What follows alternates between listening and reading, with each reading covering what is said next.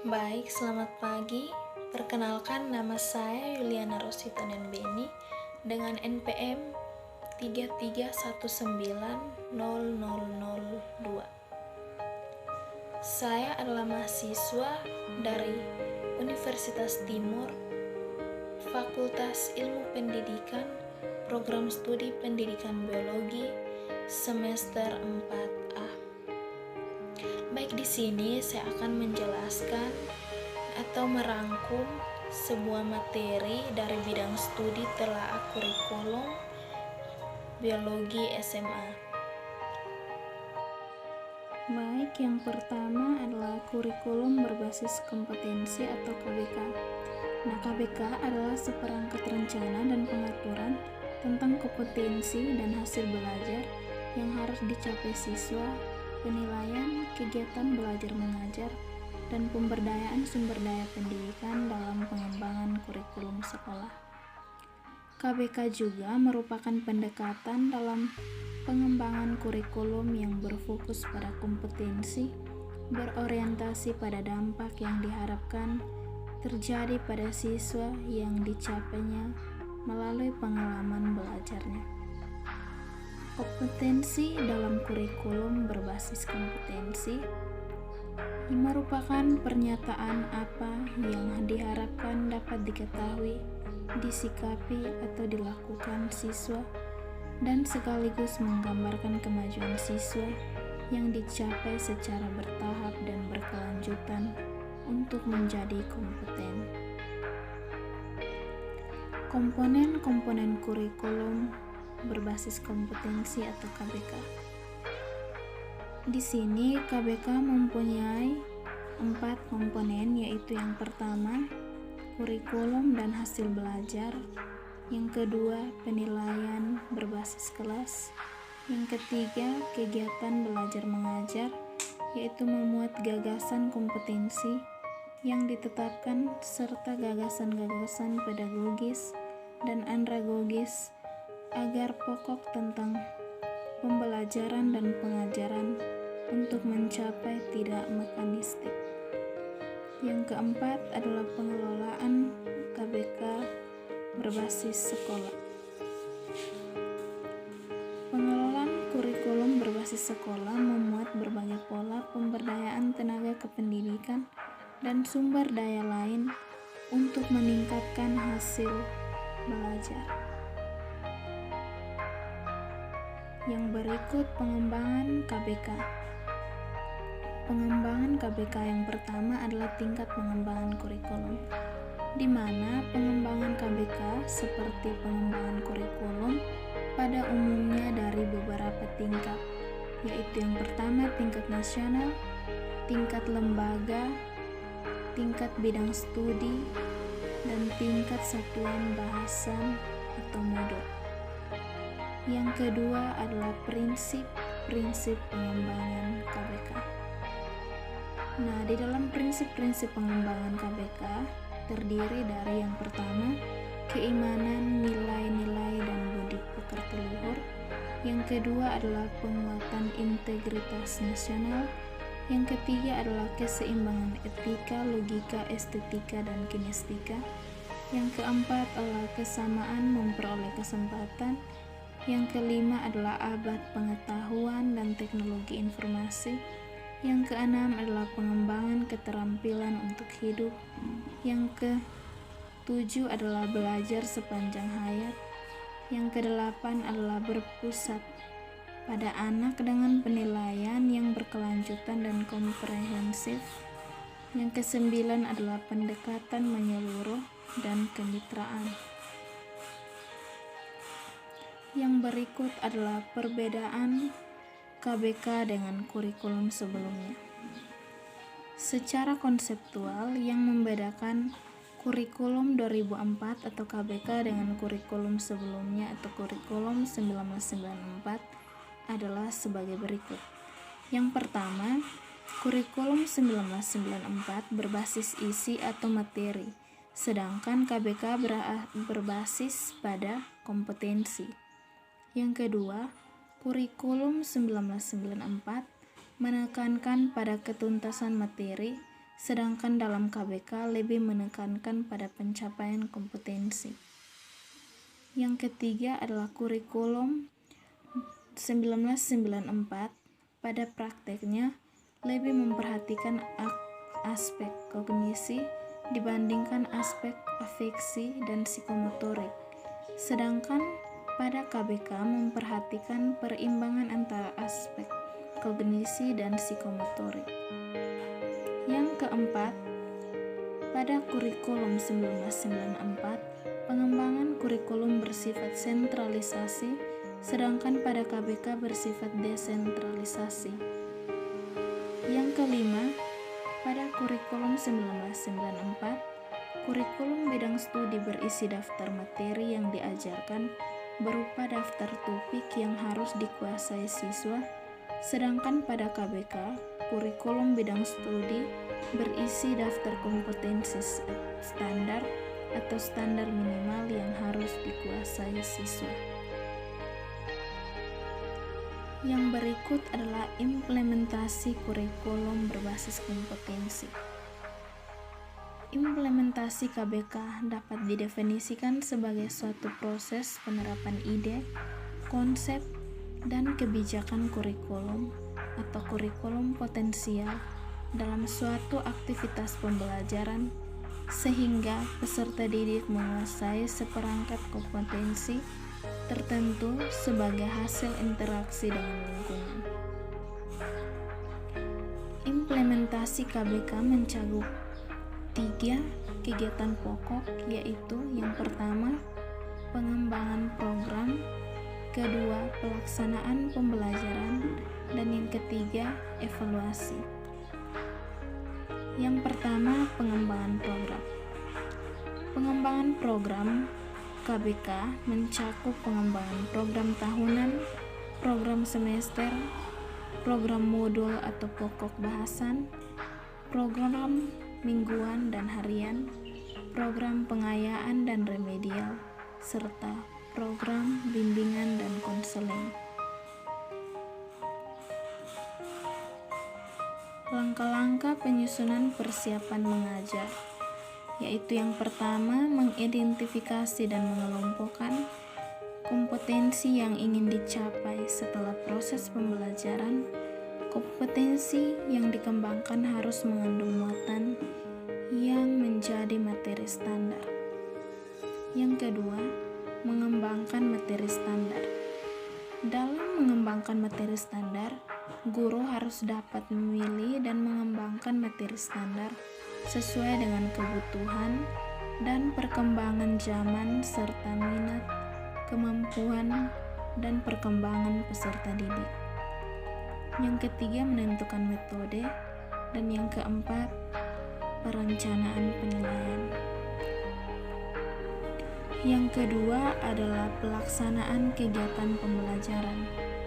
Nah, kegiatan pembelajaran merupakan proses aktif bagi siswa dan guru untuk mengembangkan potensi siswa sehingga mereka akan tahu terhadap pengetahuan dan pada akhirnya mampu untuk melakukan sesuatu. Dalam KBK, pembelajaran merupakan keseluruhan proses usaha belajar dan pembentukan kompetensi peserta didik yang direncanakan. Pada umumnya, kegiatan pembelajaran mencakup kegiatan awal atau pembukaan, kegiatan inti, dan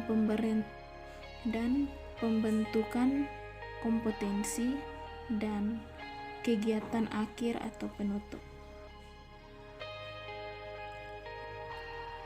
Yang ketiga adalah evaluasi hasil belajar atau penilaian.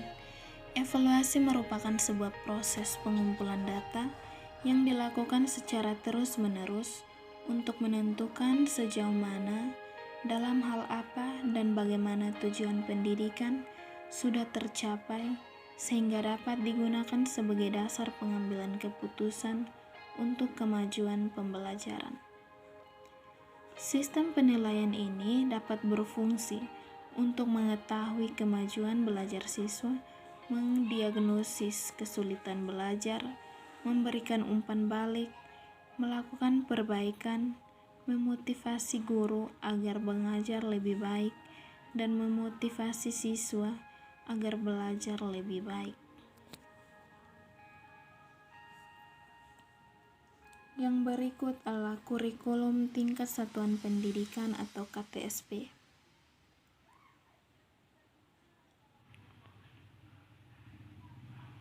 Kurikulum adalah seperangkat rencana dan pengaturan mengenai tujuan, isi, bahan pelajaran, serta cara yang digunakan untuk pedoman penyelenggaraan kegiatan pembelajaran untuk mencapai tujuan pendidikan tertentu. Tujuan tertentu ini meliputi tujuan pendidikan nasional serta kesesuaian dengan kekhasan, kondisi dan potensi daerah, satuan pendidikan dan peserta didik. Oleh sebab itu, kurikulum disusun oleh satuan pendidikan untuk memungkinkan penyelesaian program pendidikan dengan kebutuhan dan potensi yang ada di daerah. KTSP merupakan kurikulum operasional yang disusun dan dilaksanakan oleh masing-masing satuan pendidikan. Yang berikut konsep dasar KTSP. Konsep dasar KTSP meliputi 3 aspek yang saling terkait, yaitu yang pertama, kegiatan pembelajaran, penilaian dan pengelolaan kurikulum berbasis sekolah. Yang pertama, kegiatan pembelajaran. Kegiatan pembelajaran dalam KTSP mempunyai karakteristik sebagai berikut. Yang pertama, berpusat pada peserta didik. Yang kedua, mengembangkan kreativitas. Yang ketiga, menciptakan kondisi yang menyenangkan dan menantang. Yang keempat, kontekstual. Yang kelima, menyediakan pengalaman belajar yang beragam. Yang keenam, belajar melalui berbuat. Yang kedua adalah penilaian. Penilaian dalam KTSP mempunyai karakteristik sebagai berikut.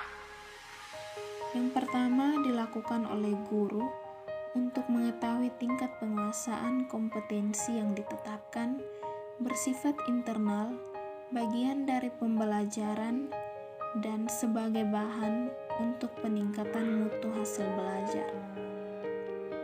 Yang kedua adalah berorientasi pada kompetensi, mengacu pada patokan ketuntasan belajar, dilakukan melalui berbagai cara, yaitu yang pertama, portofolio atau kumpulan kerja siswa. Yang kedua, produk atau hasil kerja. Yang ketiga, project atau penugasan. Yang keempat, performance atau unjuk kerja. Yang kelima, paper and pen test atau tes tulis. Yang ketiga adalah pengelolaan kurikulum berbasis sekolah. Pengelolaan kurikulum berbasis sekolah mempunyai prinsip-prinsip, yaitu yang pertama, mengacu pada visi dan misi sekolah. Yang kedua, pengembangan perangkat kurikulum. Yang ketiga, pemberdayaan tenaga kependidikan dan sumber daya lainnya untuk meningkatkan mutu belajar. Yang keempat adalah pemantauan.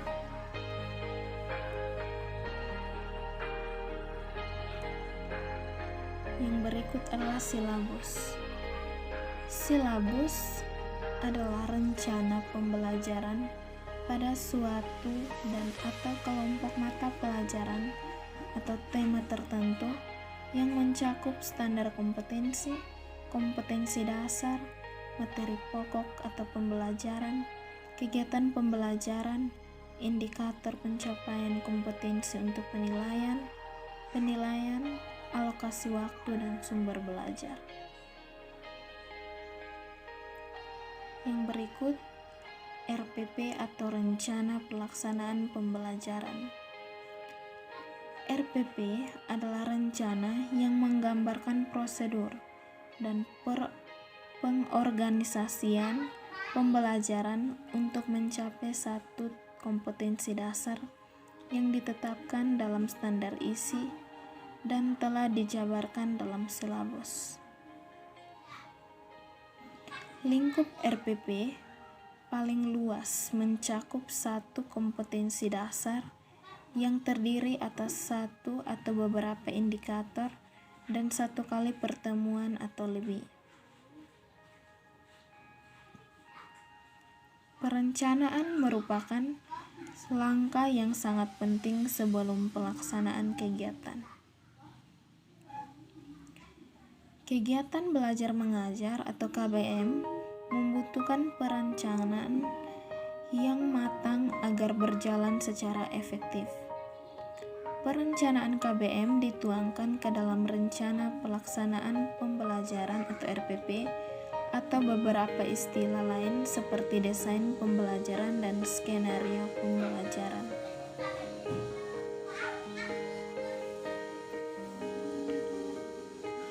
Yang berikut adalah kurikulum 2013.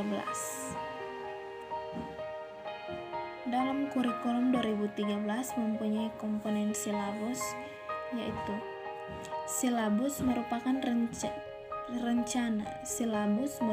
rencana pembelajaran pada mata pelajaran atau tema tertentu dalam pelaksanaan kurikulum yang paling sedikit memiliki komponen sebagai berikut. Yang pertama, kompetensi inti. Yang kedua, kompetensi dasar.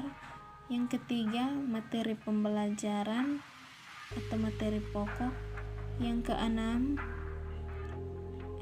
keempat adalah kegiatan pembelajaran. Yang kelima, penilaian. Yang keenam, alokasi waktu. Dan yang ketujuh, sumber belajar. Yang berikut adalah prinsip pengembangan silabus. Silabus dikembangkan sesuai pola pembelajaran pada setiap tahun ajaran tertentu. Silabus digunakan sebagai acuan dalam pengembangan RPP dengan prinsip-prinsip. Yang pertama, mengacu pada peraturan Mendikbud nomor 68 2013 tentang kerangka dasar dan struktur kurikulum SMP atau madrasah sanawiyah.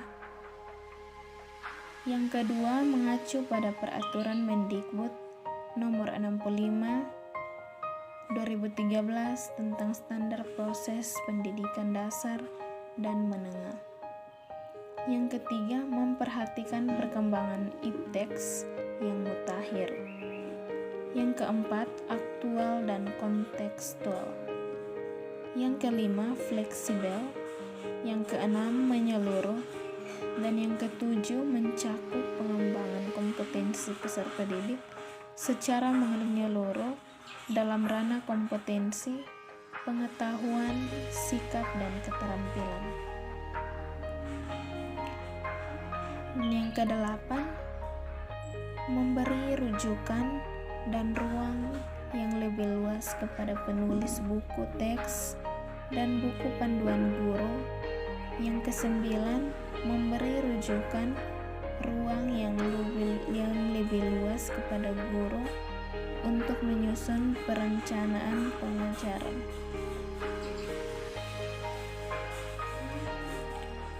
Yang berikut adalah mekanisme dan langkah-langkah pengembangan silabus. Yang pertama, mekanisme pengembangan silabus. Silabus dikembangkan oleh yang pertama, Kemendikbud.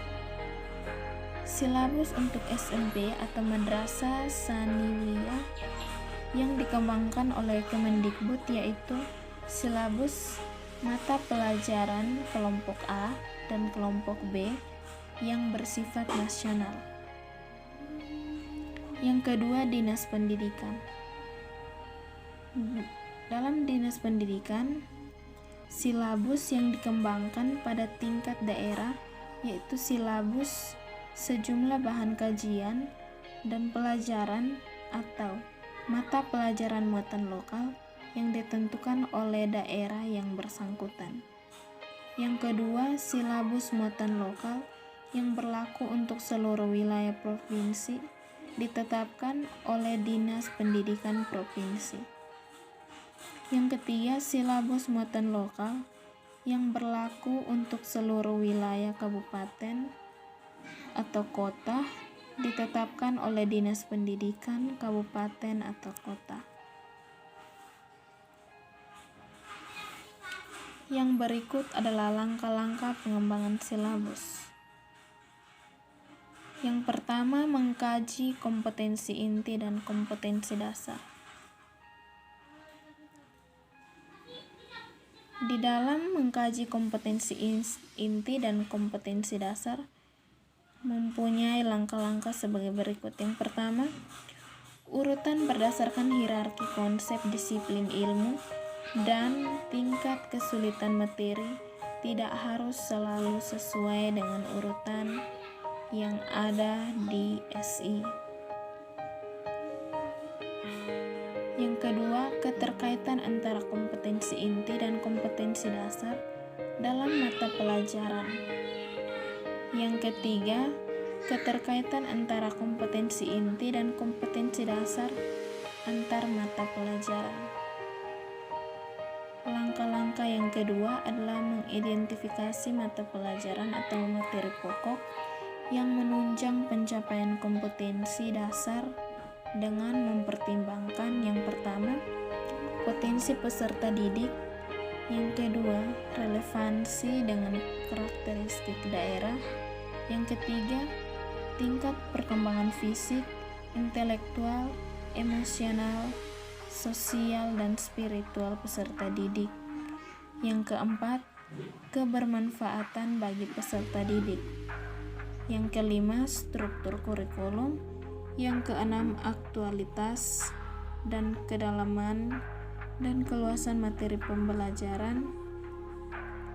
Yang ketujuh, relevansi dengan kebutuhan peserta didik dan tuntutan lingkungan.